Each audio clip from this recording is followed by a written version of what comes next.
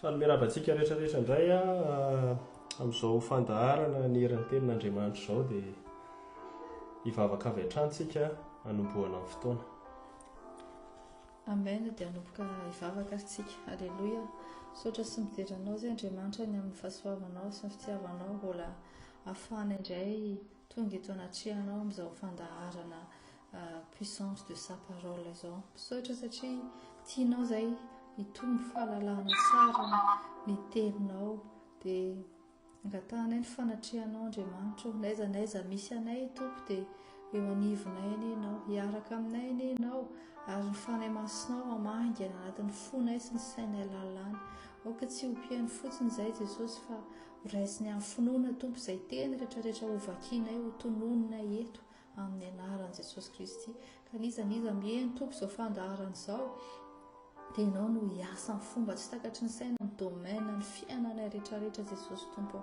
Dia misaotra indrindra fanahy maso, misaotra amin'ny fahasoavanao, misaotra Jesosy tompo fa tia anay ianao. Ny teninao Jesosy dia mampahery anay, mamelombelona anay tompo, mankasitraka anao izay. Dia tahiony tsirairay avy Andriamanitra, vangio tompo malala izay mbola eny an-dalana, izay mbola any am-perinasa, mbola any ivelan'ny tokantrano any, vangio Andriamanitra. Raha misy koa kelikely hery dia ianao anafieriny tsirairay avy, ireo marary rehetra dia sitrano Andriamanitra, na aretinina fa tsisy izay tsy nentinao teo ambony hazo fijaliana. Eny ny fahafatesana dia efa resinao tompo, ka ninona aretina Jesosy izay mety mahazo ny zanakao rehetrarehetra dia tonononay ny fanasitranana amin'ny anaran'i Jesosy Kristy ivela avy Nazareta. Matoky ianao izay Andriamanitra, ary mino izay tompo fa tsy toy ny idiranay eto, ny hialanay eto, fa ianao tena hiasa amin'ny fomba tsy takatry ny saina. Dia misaotra Jesosy tompo, mankasitraka anao tahiony fitaovana rehetrarehetra ihany koa izay ahafahanay mifampita eto Andriamanitra, raha kofy amin'ny rahanao, esoriny fanelingelenana sy fifantohana rehetra amin'ny anaran'i Jesosy Kristy. Alaka tsisy hiala maina eto izay fa samy avoray avy aminao, samy ho tahinao, ho velombelominao ny ara-panahinay tsirairay avy. Dia matoky anao izay raha eo amin'ny anaran'i Jesosy Kristy. Alléluia. Amen. Amen. Prions. Merci Jésus pour ce moment encore que tu nous as donné aujourd'hui. Seigneur, déverse ton Esprit Saint pour que on puisse vraiment comprendre et apprendre de ta parole aujourd'hui. Apprends-nous à mémoriser tout ce qu'on va entendre, à l'entendre et à le recevoir du fond de notre cœur, pas juste de nos oreilles. Déverse la puissance de ta parole, Seigneur, sur ton peuple aujourd'hui, dans cette maison où on parle, et dans toutes les maisons, et dans tous les foyers, dans tous les endroits qui t'écoutent en ce moment. Peu importe la difficulté qu'on traverse, Seigneur, peu importe les épreuves, Seigneur, aujourd'hui tu nous enseignes le brisement. Seigneur, nous proclamons ta parole authentique, sans modifier une seule lettre, Seigneur. Et nous faisons confiance en ta puissance, car ta parole est puissante, Seigneur. Dans ce thème, Seigneur, pour qu'on puisse comprendre, apprendre et recevoir avec ce thème, je sens ta présence, Seigneur. Que ta présence aussi soit manifestée dans chaque personne qui t'écoute. Dirige ce moment, Seigneur. Nous sommes juste des micros. Utilise nos bouches juste pour que les oreilles entendent, mais manifeste la puissance de ta parole aujourd'hui encore, Seigneur, dans chacun, que ça ne soit pas seulement une émission ni autre chose, que ça soit vraiment différent, encore différent aujourd'hui, qu'on sorte ici vraiment rassasié de ta parole, fortifié, puissant. Au nom de Jésus, je prie. Amen. Dia manonona ny fiarabanantsika rehetrarehetra, mamerina fiarabanantsika rehetra izay manatrika an'izao fandaharan'izao indray androany. Ny thème-ntsika androany dia momba ny brisement. Fanamarihana kely alohan'ny hanomboantsika mamaky ny teny. Somary sarotsarotra le thème, somary sarotsarotra le teny rehetrarehetra napetraka amin'ny fanahy masina tao am-ponay. Dia ho an'izay mandray noty dia raiso tsara le tapany ireny, Satria matetika misy verset rehefa lavalava dia any ampovoany ihany no ny sotomina. Dia aoka tsika hifantoka tsara, handray noty tsara ho an'izay mandray noty. Rebonjour à tous et à toutes qui nous écoutent en ce moment. Et aujourd'hui, on va vous partager le thème du brisement.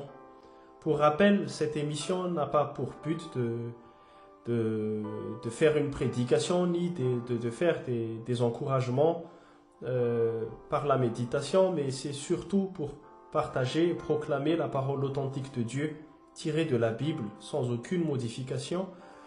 Et aujourd'hui, c'est un peu différent parce que c'est un peu difficile. Et vous qui prenez note,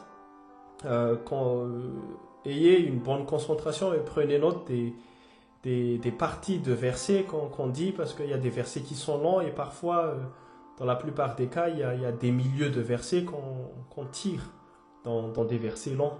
Donc, soyez bien concentrés et on va tout de suite commencer. Encore une fois, le thème, c'est le brisement. Amen. Amin'ny anaran'i Jesosy. Joba 38, 2. Joba 38, 2. Iza moa izato manao izay amaizina ny fisainana amin'ny teny tsy misy fahalalana. Job 38, 2. Qui est celui qui obscurcit mes plans par des discours dépourvus de savoir? Joba 38, 4. Joba 38, 4. Taiza ary ianao fony ao nanorina ny tany, ambarao raha hainao. Job 38, 4. Où étais-tu quand j'ai fondé la terre? Déclare-le, puisque tu es si intelligent. Joba 42. Joba 42. Iady amin'ny tsy tova io mpanadidy azy io, aoka ny mananatra an'Andriamanitra no amaly. Job 40, verset 2. Le faiseur de reproches va-t-il faire un procès au Tout-Puissant? Celui qui veut corriger Dieu va-t-il répliquer? Ohabolana 3:12. Ohabolana 3:12. Fa izay tiany Jehova no anariny, dia tahaka ny ataony ray amin'ny zanaka tiany. Proverbe 3:12. Proverbe 3, verset 12. Car l'Éternel reprend celui qu'il aime, comme un père l'enfant qui a sa faveur. Isaia 30:15. Isaia 30:15. Fa izao no lazainy Tompo dia Jehova ny iray mason'Israely. Amin'ny fiverenana sy ny fitsaharana no hamonjenanareo, amin'ny fanginana sy ny fatokiana no isiany herinareo. Ésaïe 30:15. Ésaïe 30, verset 15. C'est dans le retour à moi et le repos que sera votre salut. C'est dans le calme et la confiance que sera votre force. Hébreu 12:14. Hébreu 12:14. Mieza mitady fihavanana amin'ny olona rehetra ary fahamasinana, fa izay tsy manam-pahamasinana dia tsy ahitany Tompo. Hébreu 12, verset 14. Hébreu 12, 14. Recherchez la paix avec tous et la progression dans la sainteté. Sans elle, personne ne verra le Seigneur. Juste un petit rappel, le thème d'aujourd'hui concerne le brisement. On va continuer. Psalm 102, 2. Psalm 102, 2. Aza manafina ny tavanao amiko amin'ny andro fahoriako, atonga lano amiko ny sofinao. Psaume 102, verset 2. Psaume 102, verset 2. Éternel, écoute ma prière et que mon cri parvienne jusqu'à toi. Psalm 102, 5. Psalm 102, 5. Taninona tahaka ny ahitra ny foko ka malazo, fa adiniko na dia ny fihinan-kanina aza. Psaume 102, verset 5. Psaume 102, verset 5. Mon cœur est frappé et se dessèche comme l'herbe. J'en oublie même de manger mon pain. Psalm 51, 13. Psalm 51, 13. aza manary ahy hiala eo anatrehanao ary aza manaisitra ny fanahinao masina ampoko. Psaume 51, verset 13. Psaume 51, verset 13. Ne me rejette pas loin de toi. Ne me retire pas ton Esprit Saint. Psalm 102, 20, tapany B sy 21, tapany A. Psalm 102, 20, tapany B sy 21, tapany A. Tany an-danitra no nitsinjovan'i Jehovah ny tany, mba hiaino ny fisenton'ny mpifatotra sy hanafaka izay voatendry ho faty. Psaume 102, 20, deuxième partie jusqu'au 21, première partie. Psaume 102, 20b jusqu'au 21a. Du haut du ciel, l'Éternel observe la terre pour écouter les gémissements des prisonniers. Psalm 102, 13, 14, tapany A. Psalm 102, 13, 14, tapany A. Nefa ianao Jehova petraka manjaka mandrakizay, ary ny fahatsiarovana anao miahatra amin'ny taranaka faramandimby. Ianao hitsangana ka hamindra fo amin'ny Ziona. Psaume 102, 13, 14a. Psaume 102, 13, 14a. Mais toi, Éternel, tu règnes éternellement, et l'on se souvient de toi de génération en génération. Tu te lèveras. Job 42, 3a. Job 42, 3a. Iza no mahatakona ny fisainanao amin'ny tsy fahalalana, koa dia laza izay tsy fantatro ao, dia zava-mahagaga loatra amiko. Job 42, 3a. Job 42, 3a. Oui, j'ai parlé sans les comprendre, de merveilles qui me dépassent et que je ne connais pas. Fampatsahivana kely brisement time matsika androany juste un petit rappel encore une fois, le thème d'aujourd'hui concerne le brisement. On continue. 2 Corinthiens 12, 9. 2 Corinthiens 12, 9. Ampoanao ny fahasoavako, fa ny heriko dia tanterahina amin'ny fahalemena. 2 Corinthiens 12, verset 9. 2 Corinthiens chapitre 12, verset 9. Ma grâce te suffit, car ma puissance s'accomplit dans la faiblesse. Malakia 3, 6. Malakia 3, 6. Fa izao Jehova dia tsy miova, ary ianareo taranaka Jakob dia tsy fongana. Malachie 3, 6. Malachie 3, verset 6. Je suis l'Éternel, je ne change pas. Et vous, descendants de Jacob, vous n'avez pas été détruits. Isaïa 70, tapany B. Isaïa 70, tapany B. Fa tamin'ny fahatezerako no namelezako anao, ary tamin'ny fitiavako kosa no namindrako fo aminao. Ésaïe 60, verset 10, B. Ésaïe 60, verset 10, B. Dans mon irritation, je t'avais frappé, mais dans ma grâce, j'ai compassion de toi. Psalm 102, 12. Psalm 102, 12, tapany B. Eny, tonga ny fotoana.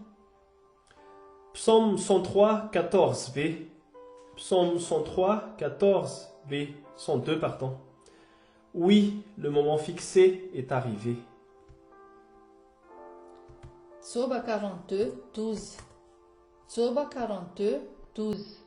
Ary Jehova ny tany ny hafaran'i Joba, nioatra noho ny voalohany. Job 42, verset 12. Job 42, verset 12. L'Éternel bénit la dernière partie de la vie de Job, beaucoup plus que la première. Isaïa 43, 18. Isaïa 43, 18. Aza matsiaro ny lasa na ny sainany taloha. Ésaïe 43, 18. Ésaïe 43, 18. Ne pensez plus aux premiers événements. Ne cherchez plus à comprendre ce qui est ancien. Isaïa 43, 19b. Isaïa 43, 19b. Izao efa nao zava-baovao. Eny, any anefitra no anaovako lalana, ary any amin'ny tany lao no asiako ony. Ésaïe 43, 19b. Ésaïe 43, 19b. Je vais tracer un chemin en plein désert et mettre des fleuves dans des endroits arides. Exodus fin 2. Exodus fin 2. Izany Jehovah Andriamanitra ao. Exode 22. Je suis l'Éternel, ton Dieu. Romanina 2, 16 tapany P.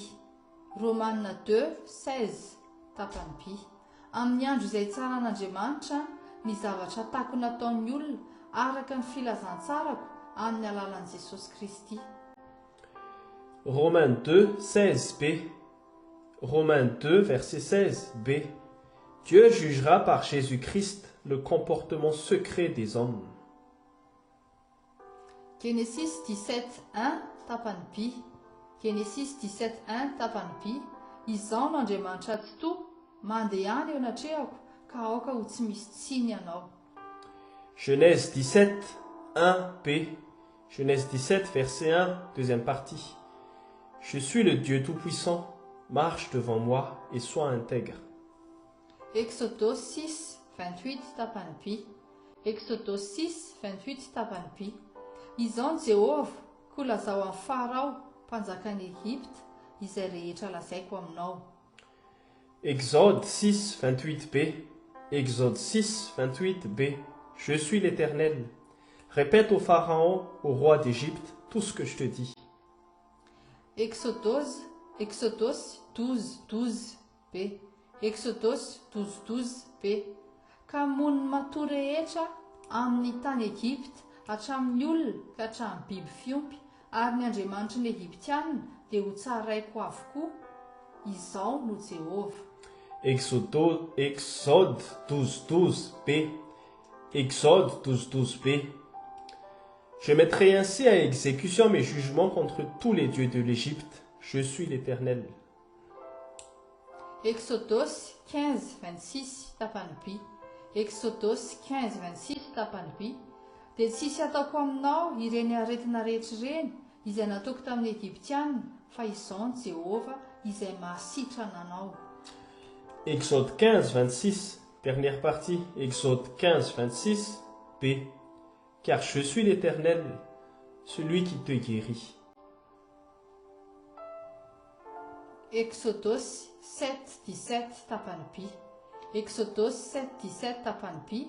Izao no ahafantaranao fa izao no Jehovah. Exode 7, 17b. Exode 7, 17b. Cette fois, tu reconnaîtras que je suis l'Éternel. Leviticus 11, 45. Leviticus 11, 45. Fa izao ny Jehovah izay nitondra anareo niakatra avy tany amin'ny tany Egypte mba ho Andriamanitra areo, ka ho masina ianareo satria masina aho. Lévitique 11, 45. Lévitique 11, 45. En effet, je suis l'Éternel. Je vous ai fait sortir d'Égypte pour être votre Dieu, et vous serez saints, car je suis saint. Fampatsahivana farany a, ny thème-tsika androany dia momba ny brisement. Dernier rappel, notre thème d'aujourd'hui concerne le brisement. Leviticus 19, 18. Leviticus 19, 18. Aza mamaly ratsy na manao lolo-po amin'izay iray firenena aminao, fa tsy avany namanao tahaka ny tenanao. Izao no Jehovah. Lévitique 19, 18. Lévitique 19, 18. Tu ne te vengeras pas, et tu ne garderas pas rancune contre les membres de ton peuple. Tu aimeras ton prochain comme toi-même. Je suis l'Éternel. Leviticus 19, 37. Leviticus 19, 37. Ary tandremo ny didiko rehetra sy ny fitsipiko rehetra, ka arao izany. Izao no Jehovah. Lévitique 19, 35, 37. Lévitique 19, 37. Vous respecterez toutes mes prescriptions et toutes mes règles. Vous les mettrez en pratique. Je suis l'Éternel. Job 42, 2. Joba 42, 2. Fantatro fa hainao avokoa ny zavatra rehetra ary tsy azo ferana ny fiasanao. Job 42, verset 2. Job 42, verset 2. Je reconnais que tu peux tout et que rien ne s'oppose à tes pensées. Joba 44. Joba 44. Indro, tsinotsininao, ka inona no azoko havaly anao? Hitapim-bava aho izao. Job 44. Job 40, verset 4. Je ne fais pas le poids. Que pourrais-je te répondre? Joshua 1, 9 tapany P. Joshua 1, 9 tapany P. Koa mahereza sy mahatanjah, aza matahotra na mivadi-po, fa mombanao Jehovah Andriamanitra ao amin'izay rehetra alehanao. Josué 1, 9b. Josué 1, verset 9b. Ne sois pas effrayé ni épouvanté, car l'Éternel, ton Dieu, est avec toi où que tu ailles. Deutéronomie 31, 8. Deutéronomie 31, 8. Ary Jehovah no mandeha eo alohanao, ary izy no miaraka aminao, tsy andao anao na hafoy anao izy, ko aza matahotra na mivadi-po ianao. Deutéronome 31, 8b. Deutéronome 31, verset 8b. L'Éternel, ton Dieu, marchera lui-même avec toi. Il ne te délaissera pas, il ne t'abandonnera pas. Apocalypse 22, 12. Apocalypse 22, 12. Indro, avy fainga anao, ary eto amiko ny famaliko, mba hamaliko ny olona rehetra araka ny asany. Apocalypse 22, 12. Apocalypse 22, verset 12. Voici, je viens bientôt, et j'apporte avec moi ma récompense pour traiter chacun conformément à son œuvre. Apocalypse 22, fin tapany P. Apocalypse 22, fin tapany P. Eny, avy fainga anao. Apocalypse 22, 20b. Oui, je viens bientôt. Apocalypse 22, 7. Apocalypse 22, 7. Ary indro, avy fainga anao, sambatra izay mitandrina ny tenin'ny faminaniana amin'ity boky ity. Apocalypse 22, 7. Voici, je viens bientôt. Heureux celui qui garde les paroles de la prophétie de ce livre. Amen. Eny ary makasitraka antsika rehetrarehetra dia amin'izao fotoana izao tsika dia miangavantsika ametraka ny stylo an'izay mandray noty anondrika ny lohantsika na kipy ny masontsika. Fampatsahivana kely ny thème androany dia momba ny brisement dia averinay vakina amin'ny teny gasy amin'ny teny frantsay ilay izy araka ny mahazatra. Dia fanahy masina ane hikasika amin'ny fonao izay miaino mba tsy hiaino fotsiny ny sofinao fa mba tena hiasa aminao ny herin'ny tenin'Andriamanitra. Ny fampiasaina an'ity herin'ny tenin'Andriamanitra ity dia tsy henoina fotsiny fa raisina noty dia amin'ny fotoana andalovantsika amin'ilay thème dia tononona amin'ny vava, sady vavaka no fankahirezana no armura hiatakena ny fakapanahy izay manakivy. Je vous demande maintenant de poser vos crayons, vous qui avez pris note, fermez vos yeux et penchez vos têtes. Le thème aujourd'hui c'est le brisement et pour rappel, ce n'est pas juste pour être écouté, pour voir la puissance de la parole de Dieu. Il faut le proclamer au moment où on en a besoin, au moment où on passe par les moments qui sont dits par les thèmes. Il faut les proclamer, c'est à la fois un encouragement et une attaque de l'ennemi. Alors, nous allons commencer. Ny anaran'i Jesosy. Iza moa zato manao izay amaizana ny fisainana amin'ny teny tsy misy fahalalana. Taiza ary ianao fony ao nanorina ny tany, ambarao raha hainao. Hiady amin'ity to va io mpanadidy azy io, aoka ny mananatra an'Andriamanitra no amaly. Fa izay tian'i Jehovah no anariny, dia tahaka ny ataony iray amin'ny zanaka tiany. Fa izao no lazain'ny tompo dia Jehova ny iray masiny Israely, amin'ny fiverenana sy ny fitsaharana no amonjenanareo, amin'ny fanginana sy ny fahatokiana no isiany herinareo. Miezah mitady fihavanana amin'ny olona rehetra ary fahamasinana, fa izay tsy manam-pahamasinana dia tsy ahita ny tompo. Aza manafina ny tavanao amiko amin'ny andro fahoriako, atongelano amiko ny sofinao. Taninona tahaka ny ahitra ny foko ka malazo, fa adiniko na dia ny fihinan-kanina aza. Aza manary ahy hiala eo anatrehanao, ary aza manaisotra ny fanahinao masina amiko. Tany an-danitra no nitsinjovan'i Jehova ny tany, mba hiaino ny fisenton'ny mpifatotra sy hanafaka izay voatendry ho faty. Nefa ianao Jehova mipetraka manjaka mandrakizay, ary ny fahatsiarovana anao miahatra amin'ny taranaka faramandimby. Ianao hitsangana ka hamindra fo amin'izy io.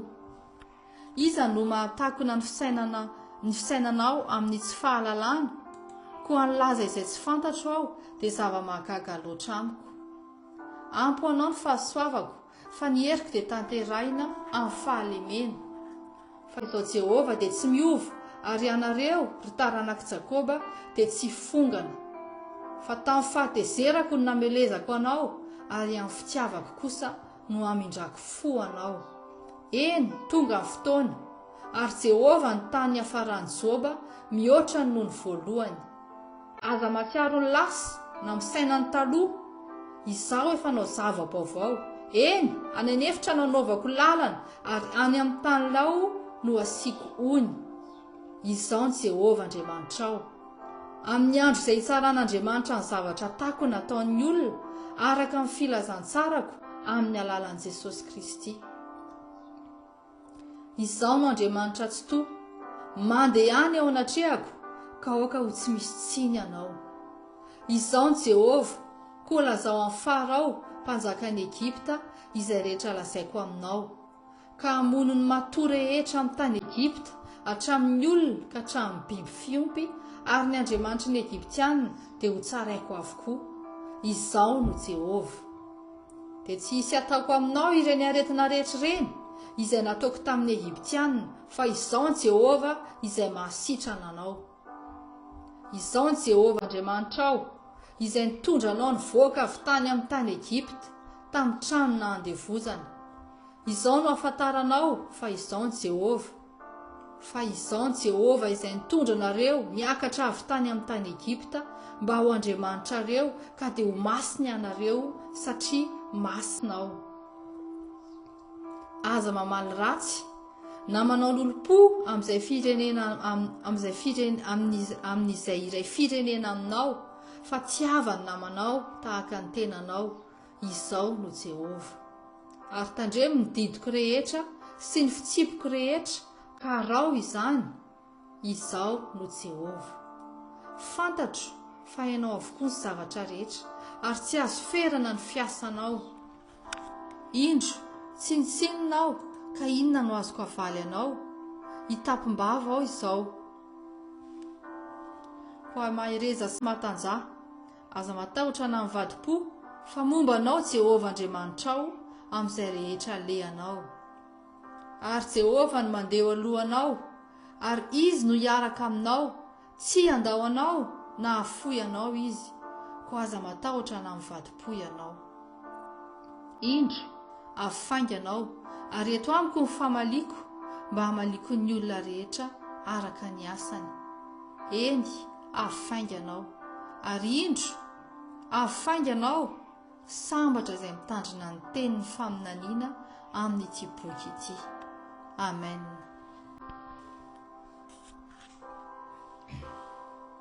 Amen. Alléluia.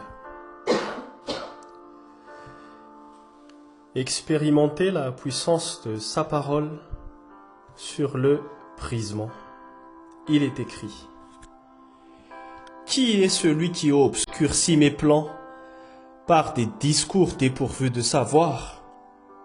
Où étais-tu quand j'ai fondé la terre? Déclare-le, puisque tu es si intelligent.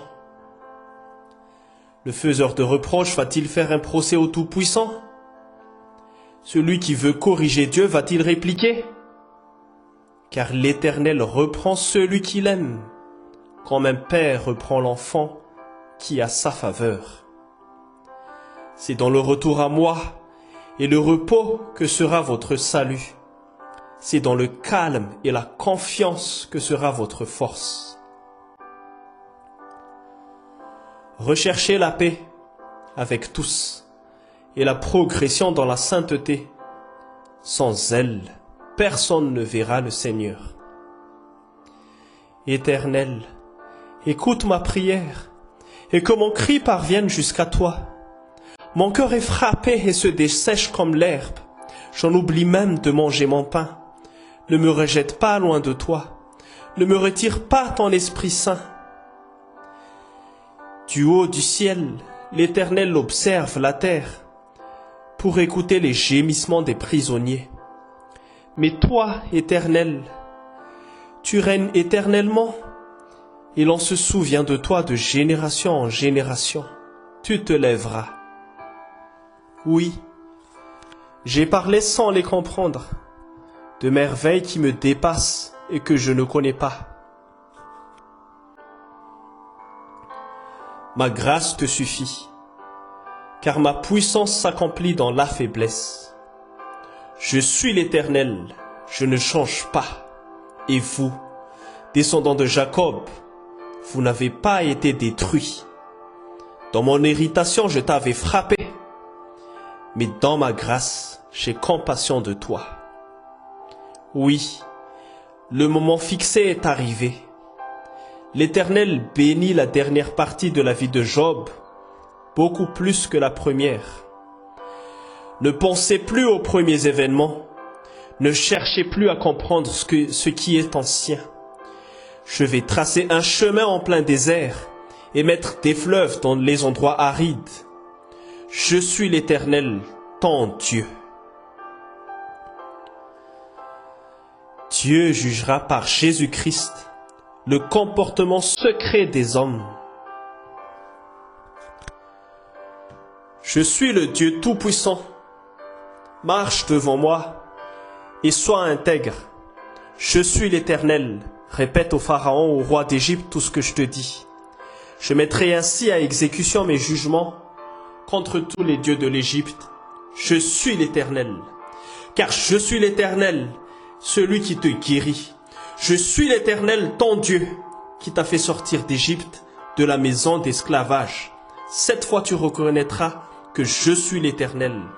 En effet, je suis l'Éternel qui vous a fait sortir d'Égypte pour être votre Dieu, et vous serez saints, car je suis saint. Tu ne te vengeras pas, et tu ne garderas pas de rancune contre les membres de ton peuple. Tu aimeras ton prochain comme toi-même. Je suis l'Éternel. Vous respecterez toutes mes prescriptions et toutes mes règles. Vous les mettrez en pratique. Je suis l'Éternel. Je reconnais que tu peux tout et que rien ne s'oppose à tes pensées. Je ne fais pas le poids. Que pourrais-je te répondre? Ne sois pas effrayé ni épouvanté, car l'Éternel ton Dieu est avec toi où que tu ailles. L'Éternel ton Dieu marchera lui-même avec toi. Il ne te délaissera pas, il ne t'abandonnera pas. Voici, je viens bientôt, et j'apporte avec moi ma récompense pour traiter chacun conformément à son œuvre. Oui, je viens bientôt. Voici, je viens bientôt.